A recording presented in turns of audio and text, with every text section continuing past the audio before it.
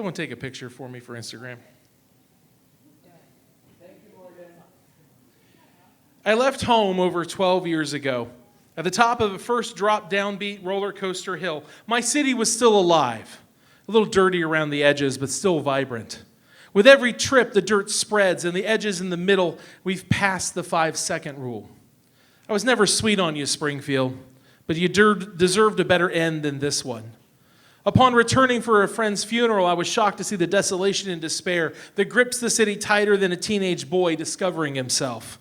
My parents' street once shined and rung with laughter. Now no one talks except in shouts, screams, and car horns. 2 out of every 5 houses are condemned, with no one left to upkeep them. The neighbors of the past, now long gone, would gape at what became of their pride and joys.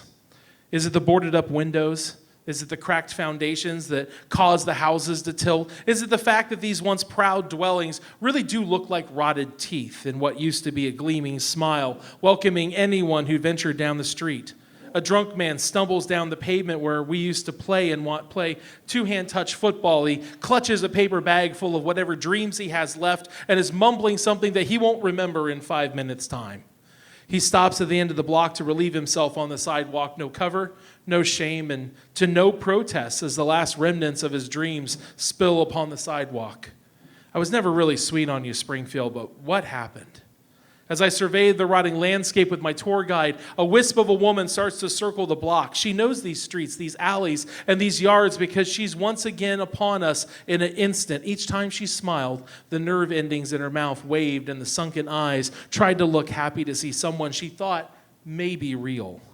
I wondered if she was making train noises because of the marks on her arms or because she was trying to rub the skin off of her bare feet to reveal the steel that had been forged underneath. She stopped in front of the house of my ancestors, the house my great-grandfather built with the hatred of his fancy neighbors, the house I sought refuge in when my grandmother forgot we were in the house and just left.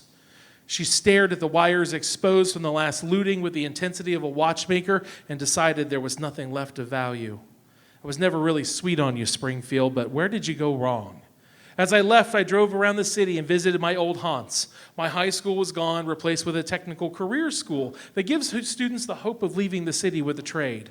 My favorite restaurants were smoking craters or shells as hollow as the root canal leftover. The house where I first made love was surrounded with crime scene tape, and the poverty and desperation was palpable, except in the north, where people still pretend to live up at national chain restaurants and throw around money at big box bargain outlet stores, but they left a shopping complex dead less than 2 miles down the fucking road for strip mall heaven. Art only exists for 3 months out of the year when an outdoor festival makes themselves feel better about abandoning it through the schools, and the only company hiring lays you off 2 months later. It's true, Springfield, I was never sweet on you, but you are home, and I desperately want to help. I just don't know where to even fucking start.